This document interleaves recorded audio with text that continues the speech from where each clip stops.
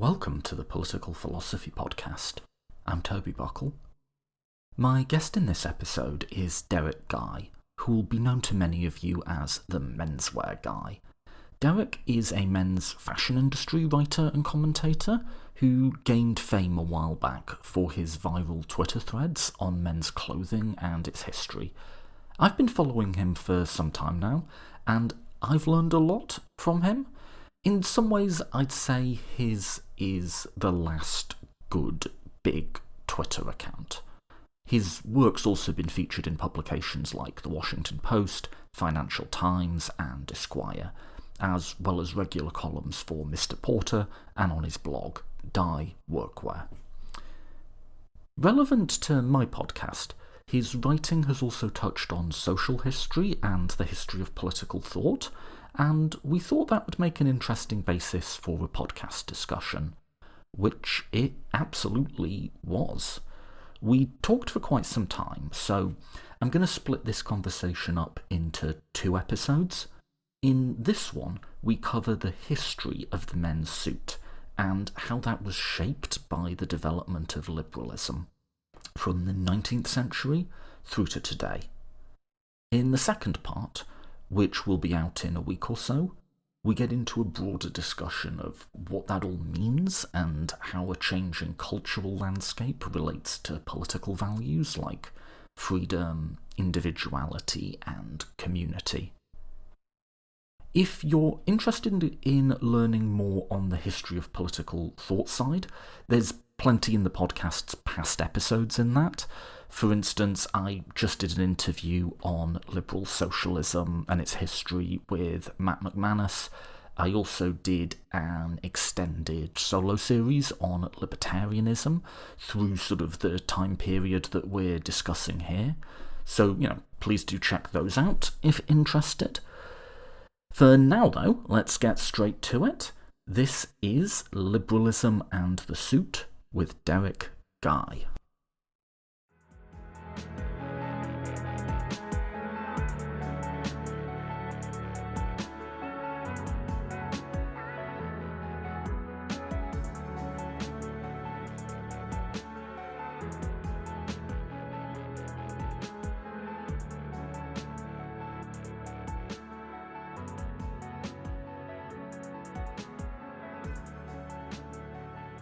So, I am joined today by Derek Guy, who will be known to, I think at this point, anyone who has a Twitter account. Derek, thanks for coming on the podcast.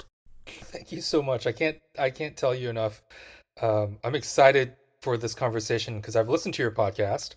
Sometimes, people reach out to me, and I admit sometimes I'm not aware of their podcast. But I happen to listen to your podcast, and I'm excited for this conversation because I expect it's going to be a meaty discussion. Yeah, no, I am too. It's awesome that you've listened because I sort of have followed your threads, but I feel like we've followed each other online since like before your sort of big threads that really blew up. Like, you blew up and I was like, oh, I know this guy. He's a mutual. Not like I know you, but you know what I mean? Yeah. No, I followed you for years. Before my account started blowing up in 2022. I don't know when I started following your account, but I follow various accounts that deal with politics, economics, and political philosophy. Political philosophy was a small area's kind of subject interest of mine many years ago. I haven't read much political philosophy, I admit, in a while, but for a while I was very interested in discussions between liberals and communitarians. So, and that's how eventually I came across your podcast, and is a side interest of mine. So I'm excited. Yeah, and there is, I think, over the last, I think Elucidation started doing philosophy podcasts about 12 years ago, but certainly over the last 5, there's been a real sort of blossoming of what's available in the public space. If you don't want to sit down and without any instruction or guidance, read Kant by yourself, to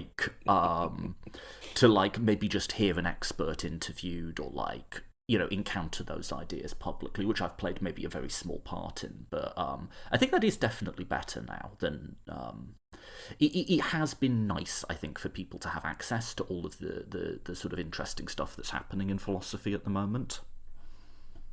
Yeah, it brings the conversation. I mean, I'm glad that I can talk to you about this as a menswear writer, and I think also allows people like me who are not in, kind of political philosophy departments or do not do it for a living or anything to be able to engage with the topic in a way that's accessible. Because your writing does pull from, I would say, history of political thought a bit, and I would also say aesthetics a bit, which is a branch of philosophy which I do not know a lot about, and I'll admit that. But in terms of stuff like, discussions of sort of clothing as art, as social performance, that's all very grounded in aesthetics, which is not a branch I hugely know. But I would say your writing very much dips in and out of different branches of philosophy. Yeah, I would say that I think when most people hear the term fashion or even clothing sometimes, they think of this as the world of Dior and Gucci and Chanel, and they think of runways. I think of clothing as social language, and certainly those that kind of high fashion is part of culture. But I also think that the world of fashion is much broader, and it's the choices that we make to identify ourselves with groups and also as individuals within groups. And to that degree, fashion or clothing or style, whatever term you want to use, is much easier to connect to people's daily lives. And to the degree that fashion surrounds us, certainly philosophy, political philosophy, has shaped the world. And I think it's just very natural to see how the two intersect, because as the social structures change, and our views of philosophy change, and the economic and political systems change, so do our forms of dress. Hmm. Insofar that, essentially our dress is a reflection of the kind of zeitgeist and the various groups within the kind of cultural landscape. Yeah, so to put a concrete instance to that, one of your more famous claims is liberalism created and then killed the suit. Can we start with the first half of that? Liberalism created the suit. How so? So one of the things to note is that I think at the moment when people see a suit, they view it with a very modern kind of eye, very modern lens. They think of the suit as a respectable, high class garment. Hmm. And really, the best way to understand the suit is to situate it in the different times that it existed. And at the turn of the 20th century, I mean, people have been wearing, what do we mean by suit? A suit is a jacket and pants that are cut from the same cloth and are meant to be worn together. And for much of the 1800s, the suit was worn by clerks, administrators, shopkeepers, basically kind of people who occupied a social position that was under what would be considered someone of higher status, which was a gentleman, and then but they were above manual laborers, so they were not the type to work in finance, law, and government, but they were also not sailors, miners, and enslaved people. Hmm. When we think of this time period, the 1800s, the more respectable garment would have been the frock coat. So, for example, someone who would be a member of parliament, for example, would wear a frock coat, which is a long fitted garment, and then they would wear a silk top hat. Hmm. And when Keir Hardie was elected as a member of parliament, co founder of the British Labour Party, he arrived on his first day to parliament wearing a tweed suit and a deerstalking cap. And the British press was scandalized, saying a flat cap in parliament, because he did not conform to what was considered the more respectable uniform.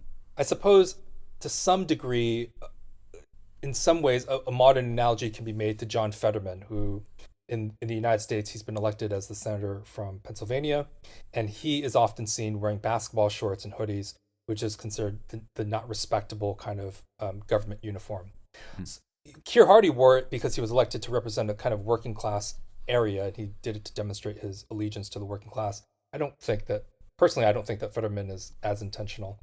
But Hardy's choice and the press's reaction to it demonstrates how people viewed the suit at the time, which was it wasn't the same as wearing workwear, but it was certainly not considered respectable. And it's really at the turn of the 20th century, as industrial capitalism kind of marched forward, and the people, the shopkeepers, the administrators, the clerks, as those people saw their fortunes rise with industrial capitalism, the suit started to take on new meaning. It started to represent a kind of modernity, a certain kind of masculinity, a certain kind of ruggedness, and also signal status because these people were becoming very, very rich. Mm. And also, there's always this kind of force throughout history where people do not particularly want to dress like the older generation. So the frock coat also, at some point, started to be seen as a bit fusty. So at the turn of the 20th century, you still see people wearing frock coats in like the 1920s. It started to really wane, but there are still some people who wore it. But really, it started to wane over time as we get further and further in the 20th century, and the suit became a symbol of kind of like newly minted businessmen. And it started to die in my view, it started to die in the post-war period, as there was kind of culture clash between that kind of like bourgeois class and the people who rebelled against it. But I view the suit as emerging from liberalism to the degree that we associate capitalism and the Industrial Revolution with liberalism. Those forces essentially made the suit a symbol of snappy progress, if you will. One of the things I wondered, reading your work on this, is to what extent it could also be seen as a sort of self-conscious contrast with feudalism, essentially, with the land-holding aristocracy. Because if I understand you right, and this is absolutely not an area of knowledge for me, but in very simple terms, when we think of a suit, we think of dressing up, whereas for the upper classes back then, it might be dressing down. It would be what the guy who keeps your books wears, not what you wear. Yes, that's correct. Yeah. And liberalism came up over a very long period, starting with, I guess, the revolutions, the English Civil War, the Glorious Revolution, the American Revolution, in antagonism, or at least an awkward tension between an urban commercial elite who made their money in business and trade and manufacturing and these sorts of things, and people who lived in the countryside and made their money essentially by extracting rents from tenant farmers, or if you go back far enough, extracting rents from serfs. And one of the features of feudalism, which encompasses a huge number of different types of social systems, in the English case, all the way back to like the warlords of the Beowulf era through to the Mr. Darcy's of the Regency period, is a real concern with honour, a real concern with respectability, but also a real concern with conspicuous displays of wealth. You want to throw the big feast and show off your gold and your weapons in Beowulf. The sort of aristocrats of the high period wanted to have these great stately homes and gardens and so on. It's important for a variety of structural reasons in the feudal system to really, really use architecture and language, and I would imagine dress, if you think about like how kings and queens used to dress before they started dressing down. And I wonder if, to the extent that liberalism is an ideology emergent among urban traders, urban businessmen, that sort of thing, they sort of looked over at the landed gentry and found them, to some degree, mildly ridiculous, and sort of started trying to contrast themselves with that, and hence dress not exactly down, not exactly like the common man, but not wearing 20 times the average farmer's lifetime income in jewels sewn about your person. I wonder if that's a part of the story too. Well, there's certainly, when you look at those cartoons that were drawn to during this kind of period, many cartoonists and the audience that were looking at these illustrations were often mocking the excesses of the gentry. So they would exaggerate the proportions and the kind of gaudiness of the dress to say, look at these ridiculous people. Um, it's important, I think, to note. I will say, for one, you're stretching the limits of my fashion knowledge. I don't know how, I don't know what were the dress norms of, of peasants during this period or and whatnot. But it is true that for much of the history that we're talking about, dress was determined by your social station. Mm. So, and this would be enforced by law. I believe, although I would have to check, I believe that in Japan, for example, there were laws banning. I mean, this is true also throughout European history, that there were laws that enforced that you could not wear certain things above your social station. I believe in Britain or England, there were laws that regulating how like extravagant your certain fabrics could be if you were not above a certain kind of social place. In Japan, there were some laws regulating what fabrics people could wear. So people who wanted to um, at least dress above their station, if you will, they would line their jackets with the fabric so it'd be hidden. You wouldn't be caught, but you'd still get to quote unquote wear it and presumably show it off to people who would not report you to the government. Um, I do think that dress plays a part in the way that people viewed certain kinds of extravagant dress during this period because the masses would make fun of the landed gentry through these cartoons.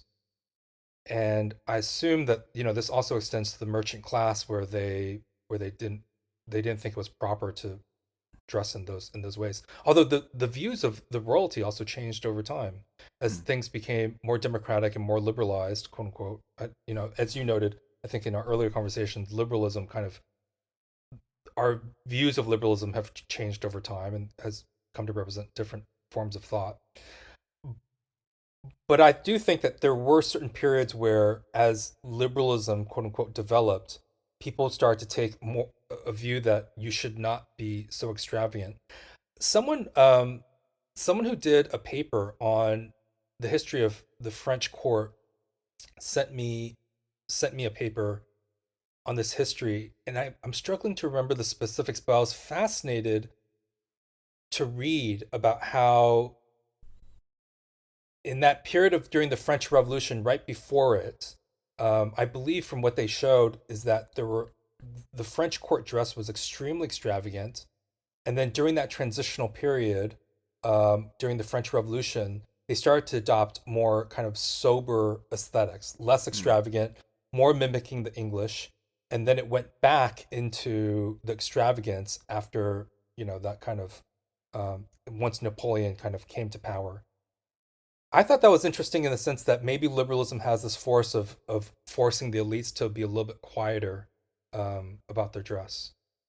Or just simple fear on their part. We don't want to end up like the Romanovs or like Right. the French dynasty. Like let's not shove it in people's faces quite so much, and then a couple of generations go by and they forget about it and they start shoving it in people's faces, and then the pitchforks come back out. I wonder Right. if there's something as sort of simple as that. But yeah, I think that is a large reason. I mean, when people in your social class are literally getting beheaded, Mm. and people are making fun of how that person dressed, you probably don't want to shove your riches in people's face as much. Whereas riches before was a way to justify your social position. It wasn't just to show off, but was to say, I deserve this social position because I am, like a sun god, essentially. Mm. Um, but I would say, when you look at not only King Charles, but, like Prince William, sometimes he walks around in just like simple sweaters. His wife wears Superga sneakers. I mean, they dress very down sometimes. William, I think, has worn the suit a little bit more often as over time, but it's not uncommon to see him dress much more casually than his father, which I think just demonstrates this kind of like subtle force that's constantly pushing elites to take on the dress of everyday people. When's the change in the royal family? In terms of like, if I think about like Elizabeth the First or something versus Elizabeth the second. Like Elizabeth the First is wearing like the GDP of a small country and jewels and so on her, right?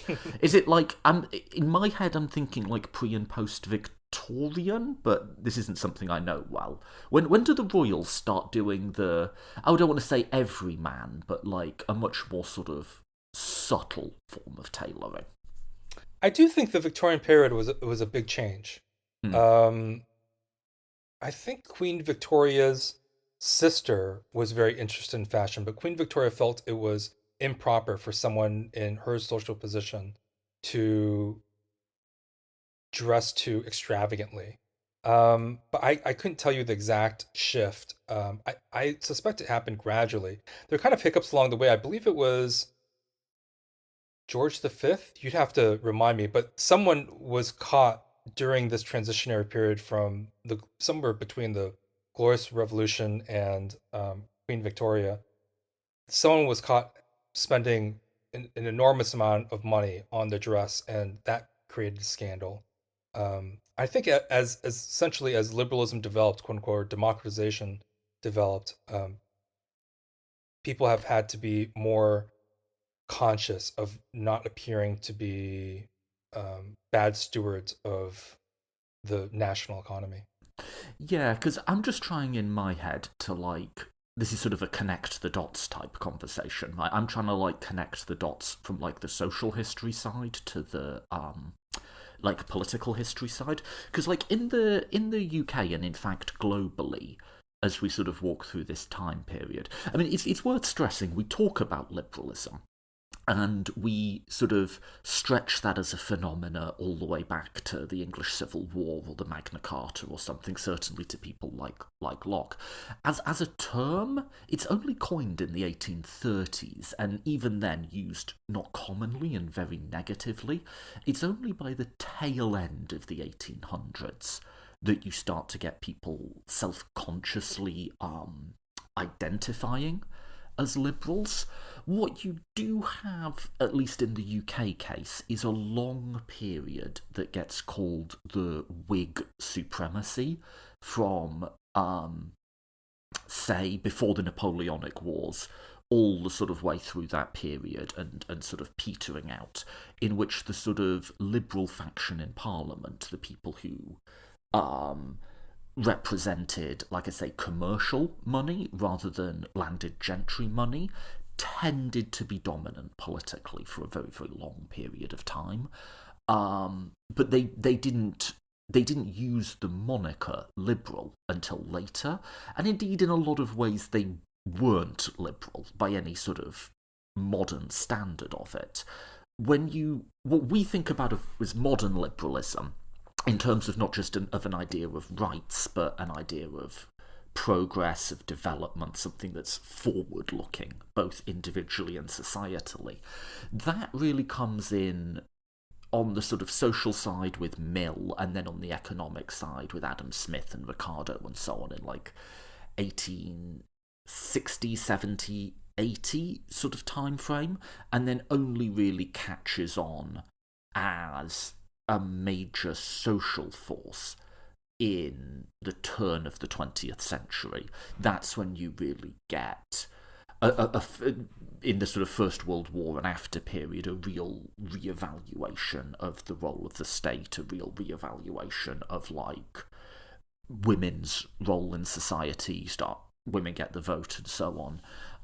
But that just to connect the dots would line up the sort of rise of liberalism, true liberalism, full liberalism, not a sort of proto-liberalism or an antecedent liberalism of someone like Locke or Hobbes, that would really line up then, to connect it back to my initial question, with the rise of the suit quite directly in terms of time period. Well, I would add, interestingly, when you note that the word liberalism first came from Spain in the 1830s, and this transitionary period between when we started using the word liberalism in the early 1800s and then taking force in the late 1800s and in the Whig supremacy period. Interestingly, that lines up with, it's often said, and I think sometimes oversimplified, the simple story of Western male dress is that a man named Beau Brummel came about, and Beau Brummel was not particularly, I mean, he was not, he did not come from an aristocratic background, but he had ties to the aristocracy. He was friends with the king and other kind of influential figures, and he was known as the first dandy. So he wore trousers, I believe, buff colored trousers, gray buff colored trousers, a navy jacket, and a long navy jacket, and black boots. And he also was famous for tying a white cravat around his neck.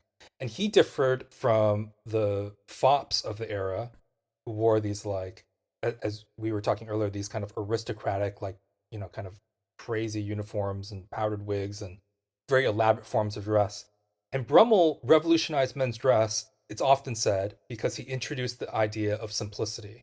That a man should, he has this famous phrase, that if John Bull turns around to look at you, you're either too tight or too fashionable. That essentially nobody should notice you, and that you should always look as though you happen to have fell into your clothes and you put no effort at all, and that this is just a very simple uniform for you.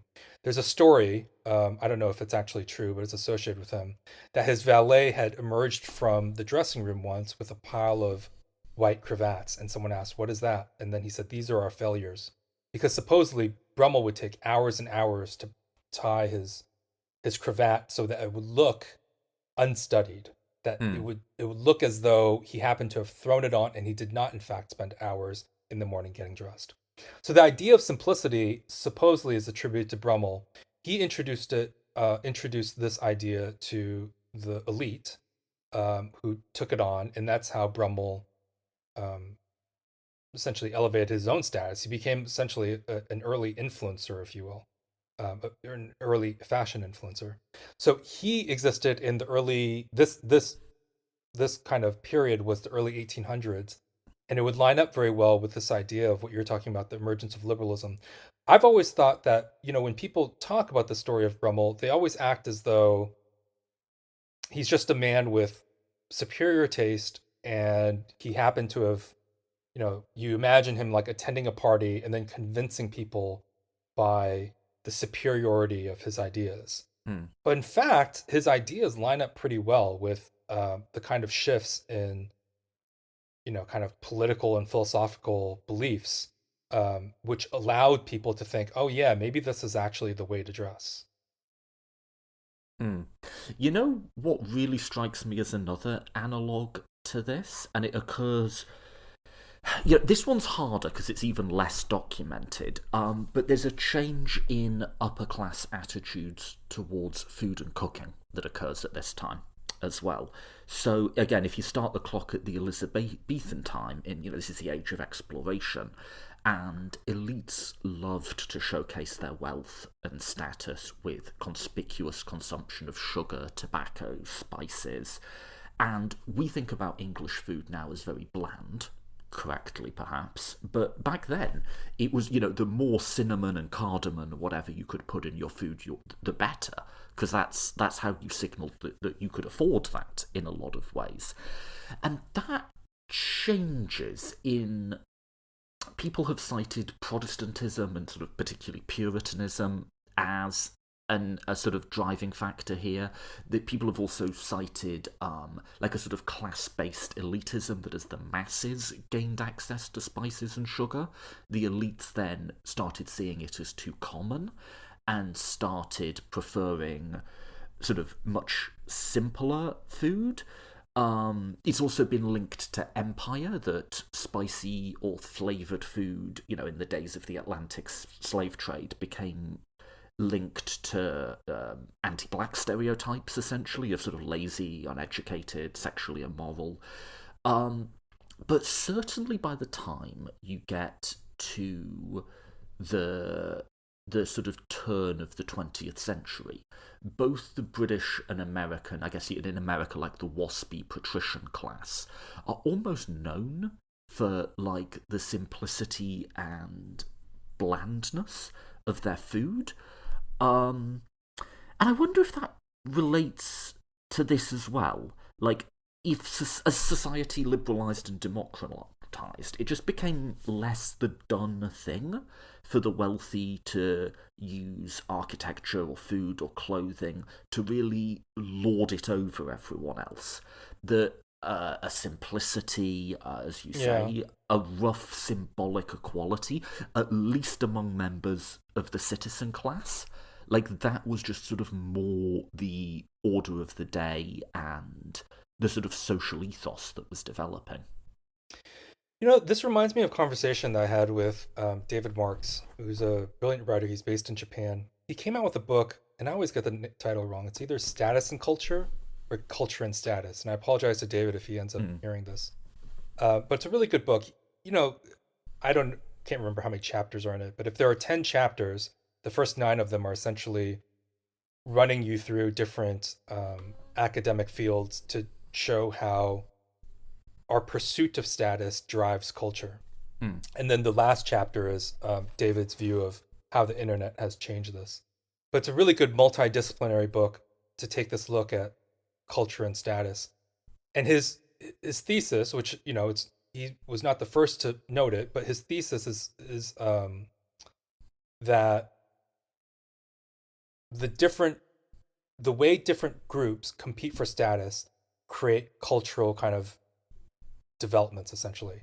Mm. And I talked to him on the phone about this, and I said, aren't you discounting sometimes the inherent virtues of certain things? So, to give an example, the waspy attitude towards simplicity, humility, thriftiness comes out of, in the US, comes out of Protestants who, kind of first landed in the US. Those people, when you look at their attitudes towards the suit, their writings of how men should dress very simple and kind of anonymous. And when you actually look at early versions of the suit, they were not wearing the suits that you might wear to a wedding or to court. They were wearing what would be considered a much more rougher kind of fustian suit. The fabric was much rougher. It was a much more, we'll say, rustic garment. It eventually morphed over time to be, let's say, a little bit more refined looking. But that early version was viewed as this as a way to demonstrate virtue and piousness. And I was telling him, I was talking to David, isn't there actually something inherently good about humility and thriftiness and showing to not be flashy? And he said, yes, those that can be true. An individual may demonstrate those things because they wish to be a more virtuous person. But culturally, these things only spread the performance of these things, the signaling of these things only spread once they take on a high status. So he often uses this example because his first book, Amatora, is about how Japan saved a certain section of American fashion culture. Mm. And the Japanese, for a while, started to buy vintage jeans because they wanted to look a certain way that the Americans looked in the mid-century. And then once vintage jeans became popular, then vintage clothing became popular, and vintage clothing took on a new status. And nowadays, buying vintage, people buy vintage to look cool, or they buy vintage because it demonstrates thriftiness or other virtues. But vintage is now cool, to me, undoubtedly. But my mother, who comes from Vietnam, she comes from a different generation and a different background. where she thinks buying and I buy and wear vintage, and she thinks that's crazy because that's something that only poor people do, and like there is this Asian belief of maybe the spirits of the person that left that is somehow in the clothes. So to her it's crazy that you would spend not only any money on vintage clothing, but that you would spend a lot of money on vintage clothing. And David's point is that this culture often ends up becoming popular once it takes on a new type of status, and then everyone chases that status. So to bring it back to your issue of food, I it's hard to separate these things out, right? As a matter of causality, it's hard to talk about causality in history because we don't have multiple. Ultimate causality is just really, really, really hard, and even in the food case, it's particularly hard because it's one of the least documented aspects of history. So I don't know. I say these are stories people tell. I don't know if they're right in any ultimate causal sense. Right. Right. Although it's very easy to make a career as a public intellectual by asserting very strongly that there is only one cause. However, I think it is true that although these things are probably multifactorial and there are different causes and different causal forces going along with this, I do think that you are probably pointing at something that was probably a factor, in that when something was very scarce and very expensive, then consuming that item demonstrates a higher status because you are consuming something that other people cannot afford to consume. And then when that item becomes very popular and very common or very accessible and everyone's consuming it, then not consuming it or consuming the opposite is a way to demonstrate status. Now you're demonstrating restraint, and you are supposedly a more elevated kind of character. I think that does play a part to some degree, even though I do think that there is something inherently virtuous in restraint.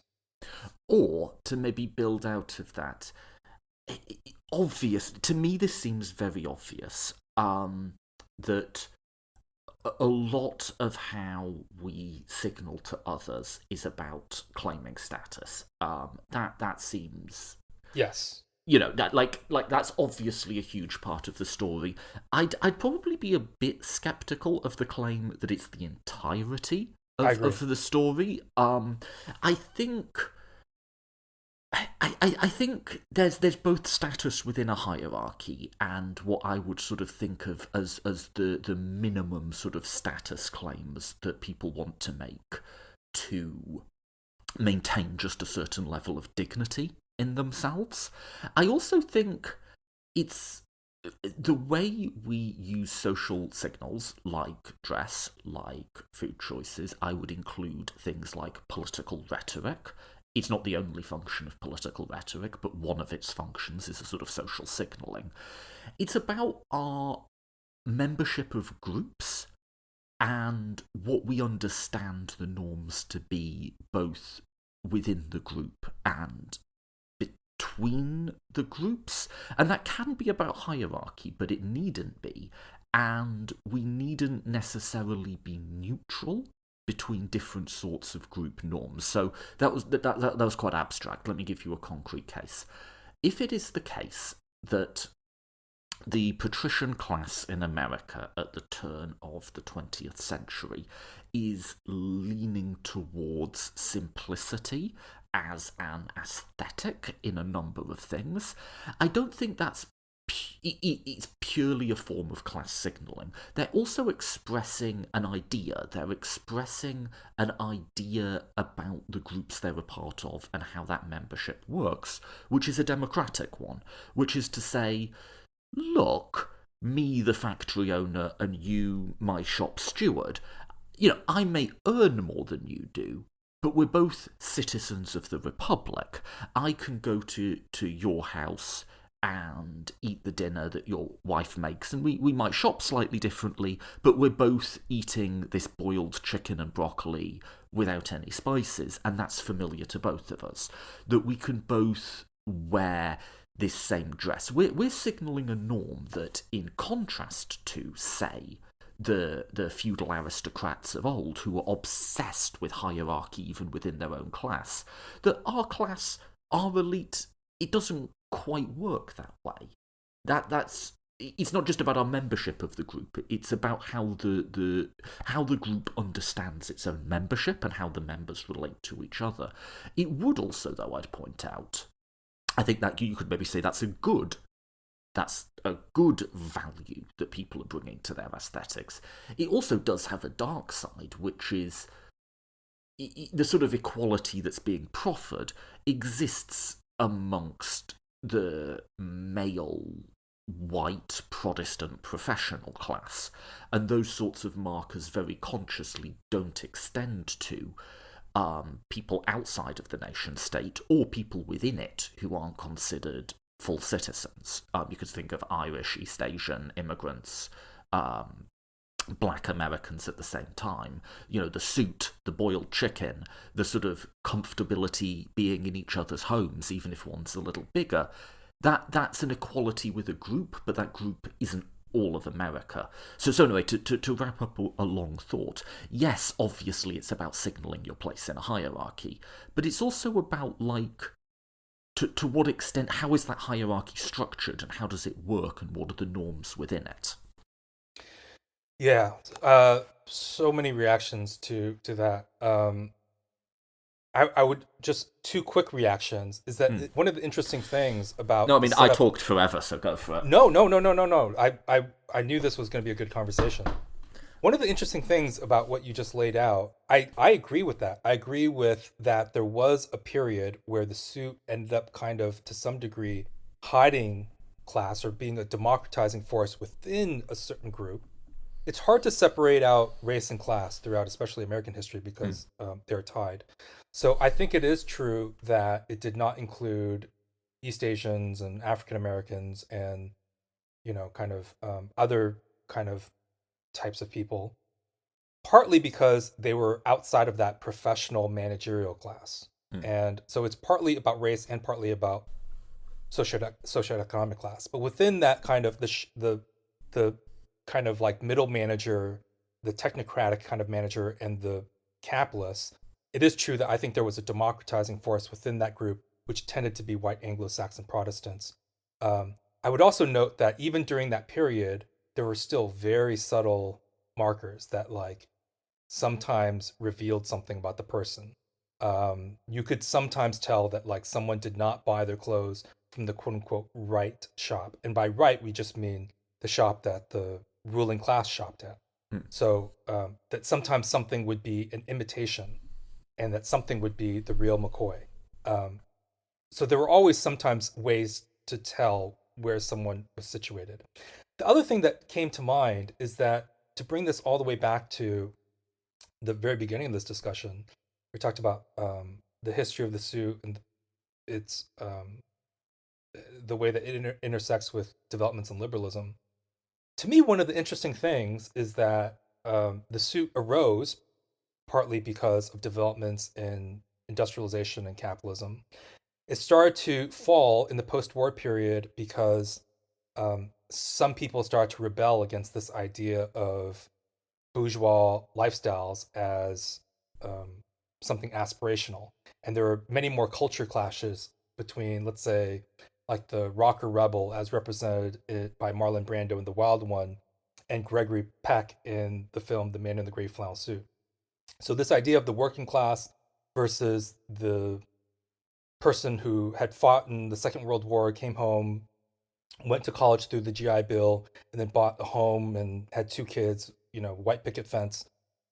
There was a culture clash there, but then also the younger generation started to look towards other groups as aspirational. They did not always necessarily want to become Gregory Peck and the Man in the Gray Flannel Suit. And by the 70s, there was a full-on revolt.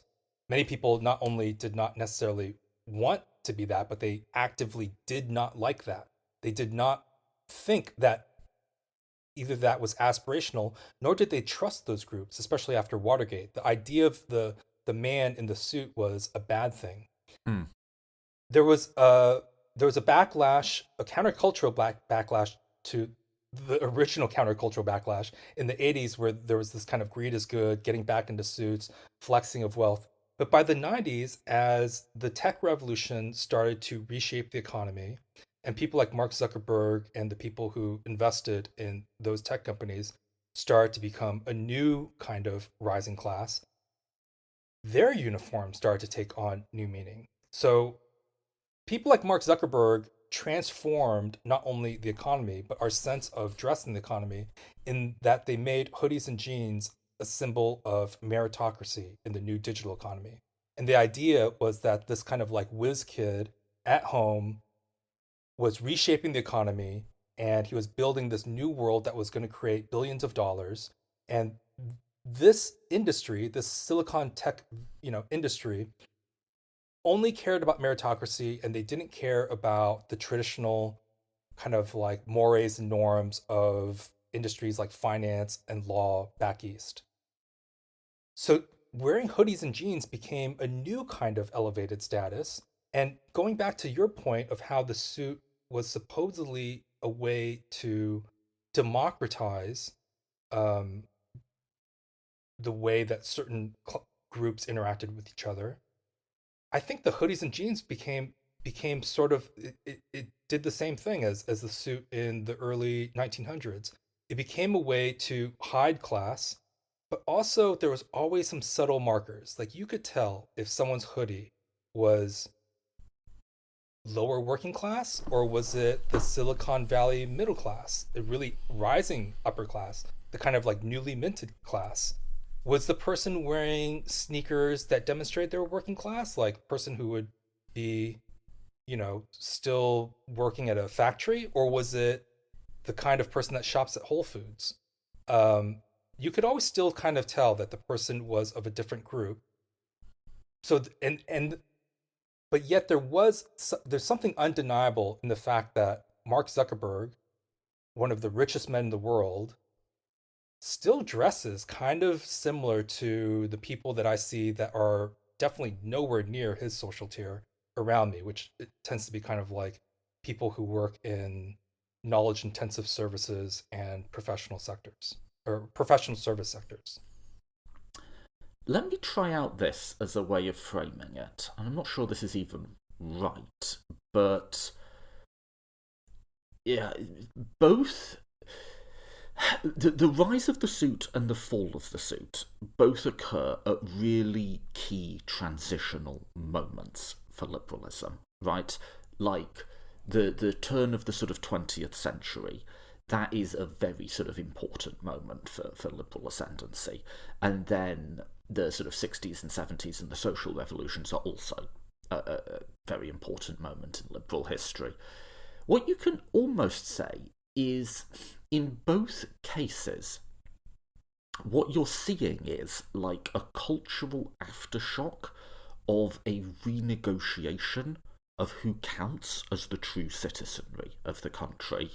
So there's this idea in democratic theory that a democracy requires both enemies without and enemies within.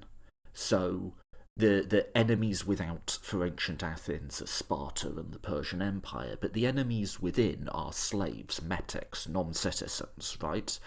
And at the time of the suit, at the time of the rise of it and the rise of liberalism, you have a renegotiation of sort of who counts as part of the democratic equality, who counts as having a vote and having a say, which is, as we say, sort of white Protestant men, which sounds very limited to us, and it is, but it was also very radical at the time.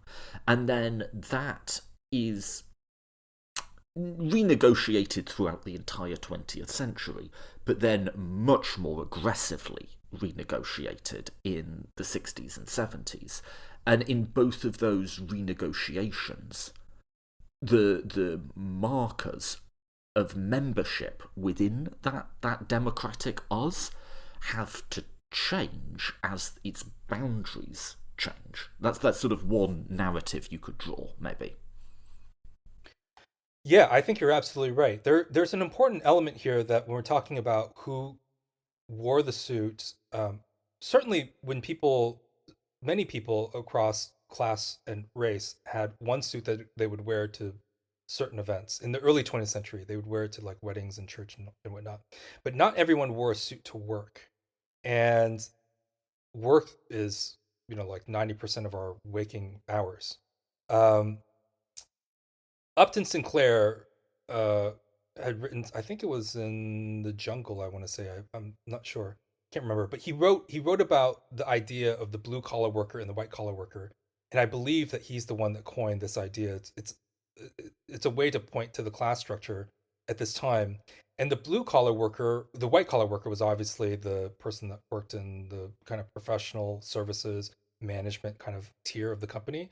And then the blue collar worker was obviously the manual laborer and the person who might work in the mailroom. And those people did not wear suits to work. People would those people might wear suits to go to church, but you would not be wearing a suit to like shovel coal or whatever.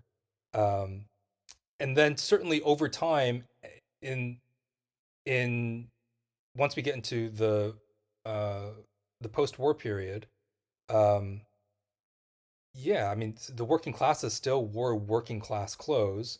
And then as people became freer to take on different identities or use clothes to express different ideologies and identities that may not even be connected to them, it may be aspirational identities. Younger people started to you start to use clothes to say, I don't want to look like Richard Nixon because I neither aspire to be him and I don't even trust him. This is, I think, a distinct moment also throughout the 20th century compared to what we were talking about earlier in the feudalist period. In the feudalist period, I don't, someone, a real fashion historian, not someone like me, would have to tell me what were the ways that even peasants dress, because my sense is that it was not used, it was not used as freely, and it was certainly more regulated. As we were talking earlier, there were laws that said that if you were a certain social station, you could not wear certain things. That this was an imprisonable offense. Um, but over time, people have started to use clothes to express different identities, and then in that post-war period, I think as we get these kind of radical shifts in who counts, who can participate in democracy, we start to see people drawing from different sources in terms of what they think constitutes a legitimate aesthetic. Historically, there's a German sociologist named George Simmel. I think his essay was published in 1904, I believe, and it's titled "On Fashion." And the gist of his essay is basically that people adopt the fashions of their social betters. And during the time when that was published, that tended to be, although not exclusively, but tended to be people that had more financial capital than you, tended to be the rich. And over the 20th century, people to start imitating not just the rich, although the rich still count, but they started to imitate people that had cultural capital. And these people may have either modest financial capital or almost no financial capital. So they tend to be artists, musicians, sometimes the working classes. And as those people start to count more in a political democratic sense, their cultural capital also rose. And then therefore, people were imitating their fashions, even though they were not necessarily the kind of 1904 George Simmel's reference of um, where fashion stems from, which was like the Duke of Windsor. Right. Because that is the difference, right? I sort of drew an analogy to the rise and the fall of the suit, both being moments of aggressive contestation of the bounds of the demos, in a sense, right? But we never settled into an alternate uniform. We never, it's like the cultural signifiers of the elite used to be the top hat and frock coat. And then broadly everyone within the same professional class wore sort of broadly the same suit, albeit with minor differences and signifiers, as as the extended bounds of the demos settled. But the bounds of the demos were aggressively contested in terms of civil rights, substantive. I mean, women had had the vote for a couple of generations then, but substantively still quite profound inequalities. But they're never settled to be a new professional uniform. What sort of emerged was a pluralism of different dressing aesthetics, and it seems like, as someone who doesn't know about fashion history at all, it seems like over time that pluralism has just expanded. It's not only not settled, that pluralism, as we bring it forward into the 21st century, sort of just expanded further and further to the point where, if you don't know much about it, you can feel quite lost about where to even start in terms of developing an aesthetic. I will push back a little bit on that. There was Go an for it. essay, I can't remember his name, even though I reference him all the time. I should look up their last name and remember it, commit it to memory. But there's an essay titled Inside the Mirrortocracy. Mirror meaning like when you're looking in the mirror. And the author's first name is Carlos. So if somebody listening to this wants to look it up, just look up Inside the Mirrortocracy, Carlos. And this person was a computer engineer, I believe, at one of the big tech firms. It might have been Facebook or Google. And he wrote Inside the Meritocracy as this blog post. And it was an essay about the subtle ways that Silicon Valley enforces a dress code, even though it claims to not care about clothes. So his premise is saying that, us in the tech industry all say, oh, we don't care about clothes. We demonstrate this by dressing, in hoodies and jeans and like shorts and, sneakers. It demonstrates that we only care about your skills. But as he notes, in fact, if you go to one of these tech interviews and you arrive in a three-piece suit, he says, according to him, I do not work in the tech industry, but according to him, the disappointment will be very evident on other people's faces.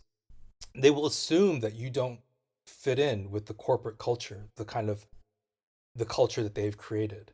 And in some ways, we live in this world. In my view, I do think that we are in a freer society, but in some ways that the bounds of what is acceptable is a little bit more vague. In the 1930s or 40s, if you worked in a certain kind of professional services job, and you arrived to your job in anything except a white dress shirt, I mean, we're talking like if you wore a green shirt or a purple shirt, you'd be sent home because that is not the right shirt. Very few people nowadays, unless you work at a company that only sells white shirts, would be sent home for wearing a purple dress shirt. At the same time, if you go to many of these, like tech sectors, offices, or any office, people do kind of dress within certain bounds. And they do it to essentially perform respectability. So there's greater freedom, but there are still some bounds of what's considered acceptable. And then there's often a little bit more of a secret judgment on people. Whereas before, when the code was written down and everyone could see it, and everyone knew, like, okay, I'm supposed to wear a suit, I'm supposed to wear a white dress shirt, I'm supposed to wear a tie, so on and so forth. Nowadays, you are supposedly able to wear whatever you want, but kind of people still somewhat judge you for wearing the wrong cut of chinos. There was an Instagram account called J. Crew Gingham Shirt, and it was at this time where the gingham, as some of your readers may know, is a specific pattern on a shirt where it's just blue and white checks, and it looks like imagine like a checkerboard or a chessboard, and it's just blue and white. And this was all over the shirt. So there was a Instagram account called J. Crew Gingham Shirt, and it was mocking how many people bought J. Crew's gingham shirt. But it was also kind of like saying you are kind of a loser for wearing this. And then I mean, not what was, gingham is a classic pattern, all of a sudden became a mark of that you're a bit of a rube. And so people are constantly having to figure this stuff out. And as Carlos noted in his essay, you'll never know when you break the rules, and you'll never know if you're punished for breaking a rule that you didn't even know existed, that you didn't know that wearing that cut of chino is stupid, or like you picked the wrong sneakers, or like the pattern on your shirt is dumb. you never know that you're being excluded in certain ways, and it becomes almost like a high school. Um, well, assuming that if you go to school, if you go to high school where there is an enforced uniform, again, people still express their individuality. But in schools where there is no enforced uniform, you never know if you were the kind of like if you've been quietly marked as the outsider because you don't understand these social norms. Um, so it's both. It allows us for greater freedom, but then somehow everyone still coheres to certain ideas of what's correct, and then you're quietly mocked if you don't adhere to these secret rules, which is kind of this stupid world that we live in. Yeah, that seems so right to me. Yeah, when I talked about a greater pluralism, yeah, no, you're so right. It's not like a pluralism of just anything goes. It's that we haven't replaced everyone who's now considered within the sort of democratic citizen body has a sort of reasonably clear set of dress norms that they all adhere to. It's not that. But yeah, no, of course there are these sort of like.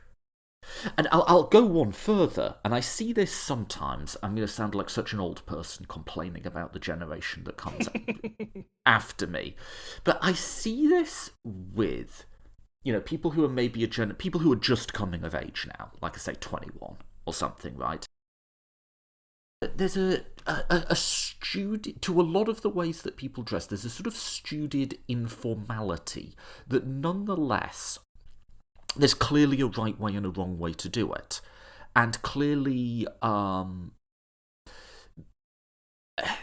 lack the fashion language to describe this, but that clearly, I would say, involves class signifiers. That clearly there's a way middle-class students dress and comport themselves that I think would immediately mark them out as different to someone who's the first in their family to go to university. I can just sort of tell it, but not only do I think that, like, you'd never know if you weren't part of the in-team, I'm not even sure, I think it's become so subtle now, I'm not even sure the in-team knows that they're part of the in-team. Yeah. I don't think people are picking out clothing and thinking, this just looks a bit more respectable. I think they're just sort of following norms and patterns, but nonetheless they're giving off signals that are picked up by others. That I'm not even sure they're... And you might just say, well, it was always thus. But I think the opaqueness of it seems to be at an all-time high for me. But that is very just my take on not knowing anything about it. I think that has always existed. I think it's just there's a layer of irony at the moment that we believe that none of this matters, and yet people still signal. There's a layer of hypocritical liberalness or democraticness to what we think how society operates, but still those markers where in the early 20th century marked you as either shopping at the correct store versus the imitation store versus the blue collar worker. People still, I think anyone who interacts with a more diverse set of groups will notice that there are differences. If you don't interact with a diverse set of groups, then everything is just normal to you. But if you do interact with a diverse set of groups, you notice like, oh, like there is a way that first generation immigrants dress, or middle class people dress, or people without money dress, and people with a lot of money dress, so on and so forth. Even though there is a collapsing between that kind of middle class and upper class aesthetic. Yeah, and it doesn't surprise me at all that... And I guess, yeah, it was ever thus, and maybe I'm just noticing it because I think every generation turns a sort of hypercritical eye to the ones that follow it. But it doesn't surprise me at all that sort of people pick it up unconsciously, because I think we pick up our political ideas unconsciously for the most part. We adopt particular rhetorics and postures and so on without really quite knowing where they came from. An example I always use is if your manager in the workplace said, oh, I'm not going to hire any more women, you'd say, well, no, that's wrong. That's discriminatory. You shouldn't do that. And you subjectively don't quite know where that value came from. It just pops into your head. It just exists. But it came from somewhere, because most people throughout history would have considered denying someone employment on the basis of gender perfectly normal and acceptable. But it's in your head, and if you pay attention to how these values arise, you'll have the value first, and then you'll put a reason to it. You'll say, oh, well, that's Right. workplace discrimination or whatever, but before you put a reason to it, you felt something. So you picked that up from just language and culture and society. And I can imagine it's very much the same with, like, clothing class signifiers, is that half the time people don't even, or you know, all sorts of signifiers as parts of groups, half the time people don't even know that they're picking them up. I can easily see that. Yeah, I mean that's I will be honest. I mean that's partly the explains this to the degree that you can say that my Twitter account is successful. I think that accounts for a bit of the rise, if you will. Um, sometimes people ask me because I often post photos of people in the distant past and say, Hmm. look at this outfit versus the modern equivalent, and wasn't the previous one better? And people will say, like, did that person in the old outfit even do that intentionally? And the answer is probably not. Um, Hmm. the Bordeaux wrote in his book Distinction. He noted that our beliefs of what we define as good taste is often just the habits and preferences of the ruling class. And when it comes to tailored clothing, our ideas of how to wear it, what the cut should be like, how to combine things, how things should look, is essentially the practices of the ruling class prior to the 1980s, which has been crystallized like insects kind of encased in amber through films and TV shows and photographs. So even though nobody really dresses like that anymore, we kind of know the look from like Cary Grant films. Hmm. And those people who wore those clothes in those ways, one, their preferences and habits were just coded as ruling class, or their preferences and habits were coded as good taste simply because of their social position. And they combined things not because they studied a bunch of books and menswear writers on how to dress.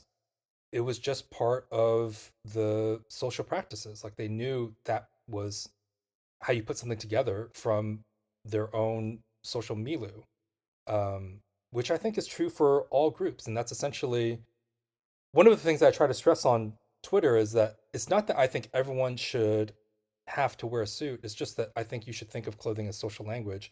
And it's fine in that sense. Once you think of clothing as social language, you can just look across the entire cultural landscape and think of how do I want to dress and what are the cultural practices within that language and how to do it well. Um, and that maybe you can dress as a punk or you can dress as a skater or you could dress like whatever, but then there are within those groups the ruling elite, if you will, the people with the most cultural capital within that group who then define what is considered the best practices. And even though everyone in that group knows the practices within the general aesthetic, there are certain people who are considered their practices are considered elevated, and then you can understand what is the better way of doing that aesthetic.